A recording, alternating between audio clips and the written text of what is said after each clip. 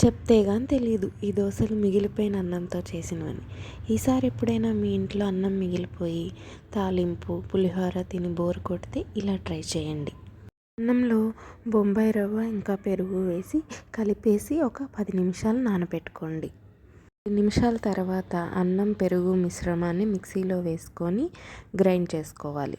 దానిలోనే ఉప్పు జీలకర్ర 2-3 స్పూన్ల బియ్యం పిండి వేసుకొని కొంచెం కొంచెం వాటర్ యాడ్ చేసుకుంటా దోశ బ్యాటర్ కన్సిస్టెన్సీలోకి తెచ్చుకోవాలి.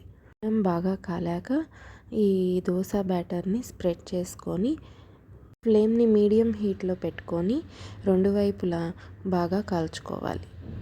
అంతే, సింపుల్గా మిగిలిపోయిన అన్నంతో ఇన్స్టెంట్ దోశ రెడీ. ఈసారి మీరు కూడా ఇది ట్రై చేయండి. ఈ దోశని వేడివేడిగా మీకు నచ్చిన చట్నీతో ఎంజాయ్ చేయండి. ట్రై చేసి ఎలా ఉందో చెప్పండి. Thank you.